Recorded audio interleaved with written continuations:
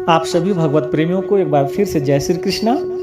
इस वीडियो में हम जानेंगे रमा एकादशी व्रत कब है, इसका पारण का शुभ मुहूर्त क्या है तथा रमा एकादशी का महत्व क्या है और रमा एकादशी की संपूर्ण कथा।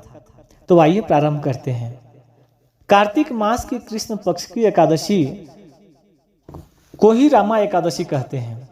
इस बार यह एकादशी 9 नवंबर 2023 दिन गुरुवार को है। इसका पारण का शुभ मुहूर्त 10 नवंबर 2023 दिन शुक्रवार को प्रातः 6:32 से 9:35 तक है। अब जानते हैं इस व्रत का नियम क्या है। इस व्रत का नियम है कि सुबह ब्रह्म मुहूर्त में उठें और दाहिने हाथ में जल लेकर संकल्प करें। अपना नाम अपना गोत्र बोलकर कहें कि आज मैं रमा एकादशी का व्रत कर रहा हूँ। हे भगवान, आपकी कृपा हमारे ऊपर, हमारे परिवार के ऊपर सदैव बने रहे। ऐसे ही भगवान का ध्यान करके और एक संकल्प करें। अब आइए कथा का श्रवण करते हैं। भगवान श्री विष्णु का ध्यान करते हुए कथा का श्रवण करें। रमा एकादशी कार्तिक मास कृष्ण पक्ष। अर्जुन ने आनंदित होते हुए कहा, हे भगवान, अब आप मुझे कार्तिक मास के महात्म्य कृष्ण पक्ष की एकादशी की कथा सुनाइए। इस एकादशी का नाम क्या है तथा इसमें किस देवता की पूजा की जाती है? इस एकादशी का व्रत करने से क्या फल मिलता है? कृपया करके यह सब विस्तार पूर्वक कहिए। तब भगवान श्री कृष्ण कहते हैं, हे कुंती पुत्र, कार्तिक मास के कृष्ण पक्ष की एकादशी का नाम रमा है। इसके व्रत से समस्त पाप नष्ट हो जाते हैं। इसकी कथा इस प्रकार है। प्राचीन काल में मुचुकुंद नाम का एक राजा राज्य करता था। इंद्र, वरुण, कुबेर, विभीषण आदि उसके मित्र थे। वह बड़ा सत्यवादी तथा विष्णु भक्त था। उसका राज्य बिल्कुल निष्कंटक था। उसके चंद्रभागा नाम की एक कन्या थी, जिसका विवाह उसने राजा चंद्रसेन के पुत्र शोभन से कर दिया। वह राजा एकादशी का व्रत बड़े ही नियम से करता था और उसके राज्य में सभी कठोरता से इस नियम का पालन करते थे। एक बार की बात है कि शोभन अपनी ससुराल आया हुआ था। वह कार्तिक का महीना था। उसी माह में महापुण्यदायिनी रमा एकादशी आ गई। इस दिन सभी व्रत रखते थे। चंद्रभागा ने सोचा कि मेरे पति तो बड़े कमजोर हृदय के हैं, वे एकादशी का व्रत कैसे करेंगे, जबकि पिता के यहाँ तो सभी को व्रत करने की आज्ञा है। मेरा पति राज आज्ञा मानेगा तो बहुत कष्ट पाएगा। चंद्रभागा को जिस बात का डर था वही हुआ। राजा ने आज्ञा जारी की कि इस समय उनका दामाद राज्य में पधारा हुआ है, अतः सारी प्रजा विधि पूर्वक एकादशी का व्रत करे। जब दशमी आई तब राज्य में ढिंढोरा पीटा। उसे सुनकर शोभन अपनी पत्नी के पास गया और बोला, हे प्रिय, तुम मुझे कुछ उपाय बतलाओ, क्योंकि मैं व्रत नहीं कर सकता। यदि मैं व्रत करूंगा तो अवश्य ही मर जाऊंगा। इस पर चंद्रभागा बोली, हे प्राणनाथ, मेरे पिताजी के राज्य में एकादशी के दिन कोई भी भोजन नहीं कर सकता। यहाँ तक कि हाथी, घोड़ा, ऊंट, पशु आदि भी तृण, अन्न, जल आदि ग्रहण नहीं करते। फिर भला मनुष्य कैसे भोजन कर सकते हैं? यदि आप व्रत नहीं कर सकते तो किसी दूसरे स्थान पर चले जाइए, क्योंकि यदि आप यहाँ रहेंगे तो आपको व्रत तो अवश्य ही करना पड़ेगा। उस पर शोभन ने कहा, हे प्रिय, तुम्हारी राय उचित है, किंतु मैं व्रत करने के डर से किसी दूसरे स्थान पर नहीं जाऊंगा।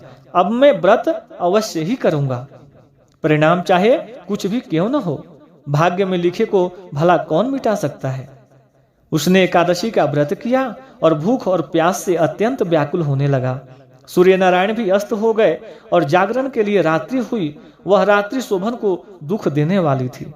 दूसरे दिन सूर्योदय होने से पहले ही भूख प्यास के कारण शोभन के प्राण पखेरु उड़ गए।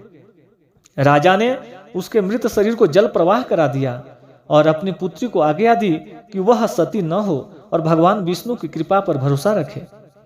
चंद्रभागा अपने पिता के आज्ञा अनुसार सती न हुई।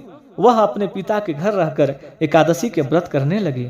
उधर रमा एकादशी के प्रभाव से शोभन को जल से निकाल लिया गया और भगवान विष्णु की कृपा से उसे मद्राचल पर्वत पर धन धान से युक्त तथा शत्रु रहित देवपुर नाम का एक उत्तम नगर प्राप्त हुआ। उसे वहां का राजा बना दिया गया। उसके महल में रत्न तथा स्वर्ण के स्तंभ लगे हुए थे। राजा शोभन स्वर्ण तथा मणियों के सिंहासन पर सुंदर वस्त्र तथा आभूषण धारण किए बैठा था। गंधर्व तथा अप्सरा नृत्य कर उसकी स्तुति कर रहे थे। उस समय राजा शोभन दूसरा इंद्र प्रतीत हो रहा था। उस समय मुचुकुंद नगर में रहने वाला सोम शर्मा नाम का एक ब्राह्मण तीर्थ यात्रा के लिए निकला हुआ था। घूमते घूमते वह राज्य में जा पहुंचा। उसको देखा।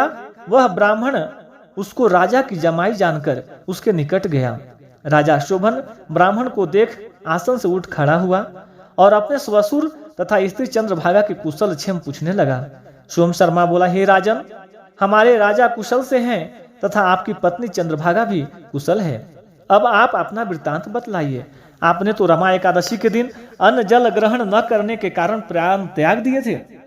मुझे बड़ा आश्चर्य है कि ऐसा विचित्र और सुंदर नगर, जिसको न तो मैंने कभी सुना और न कभी देखा है, आपको किस प्रकार प्राप्त हुआ। शोभन बोला, हे ब्राह्मण देव, यह सब कार्तिक मास की कृष्ण पक्ष की रमा एकादशी का व्रत का फल है। इसी से मुझे यह अनुपम नगर प्राप्त हुआ है, परंतु यह अस्थिर है। इस पर ब्राह्मण बोला, हे राजन, यह अस्थिर क्यों है और स्थिर किस प्रकार हो सकता है, तो आप मुझे समझाइए। यदि इसके स्थिर करने के लिए मैं कुछ कर सका तो वह उपाय मैं अवश्य ही करूंगा। शोभन बोला, हे देव, मैंने यह व्रत विवश होकर तथा श्रद्धा रहित किया था। उसके प्रभाव से मुझे यह अस्थिर नगर प्राप्त हुआ। किंतु यदि तुम इस वृतांत को राजा मुचुकुंद की पुत्री चंद्रभागा से कहोगे तो वह इसको स्थिर बना सकती है। ब्राह्मण अपने नगर को लौटा और उसने चंद्रभागा से समस्त वृतांत कहा। इस पर राजकन्या चंद्रभागा बोली, हे ब्राह्मण देव, आप क्या वह सब दृश्य प्रत्यक्ष देखकर आए हैं या अपना स्वप्न कह रहे हैं। ब्राह्मण बोले, हे पुत्री, मैंने तेरे पति शोभन तथा उसके नगर को प्रत्यक्ष देखा है, परंतु वह नगर अध्रुव अर्थात अस्थिर है। तू कोई ऐसा उपाय कर जिससे वह स्थिर हो जाए। चंद्रभागा बोली, हे महाराज, आप मुझे उस नगर में ले चलिए। मैं अपने पति को देखना चाहती हूँ। मैं अपने व्रत के प्रभाव से उस नगर को स्थिर बना लूंगी। चंद्रभागा के वचनों को सुनकर वह ब्राह्मण उसे मंद्राचल पर्वत के पास वामदेव के आश्रम को ले गया। वामदेव ने उसकी कथा को सुनकर चंद्रभागा का मंत्रों से अभिषेक किया। चंद्रभागा मंत्रों तथा व्रत के प्रभाव से दिव्य देह धारण करके पति के पास चली गई। शोभन ने अपनी स्त्री चंद्रभागा को देखकर उसे प्रसन्नता पूर्वक आसन पर अपने पास बैठा लिया। चंद्रभागा बोली, हे प्राणनाथ, अब आप मेरे पुण्य को सुनिए। जब मैं अपने पिता के गृह में 8 वर्ष की थी, तभी से मैं शवीधी एकादशी का व्रत करने लगी हूँ।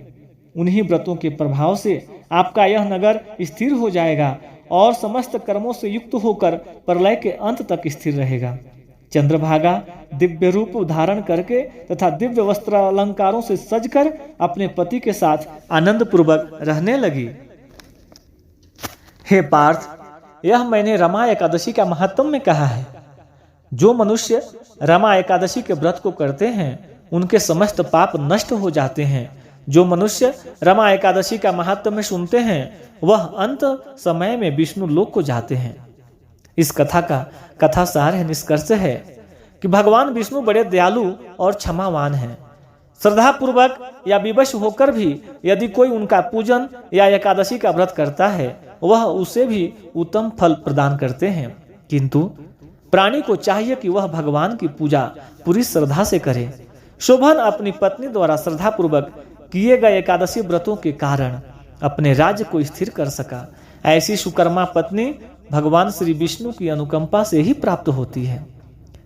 यहाँ पे कथा संपन्न होता है। इसके बाद में आप भगवान विष्णु की आरती कर लें। आरती के बाद में सबको प्रसाद बांटें और स्वयं भी आप भगवान का चरणामृत अर्पित कर लें। अगर आपको ये कथा पसंद आया तो कृपया लाइक, शेयर और सब्सक्राइब करें। जय श्री कृष्णा। धन्यवाद।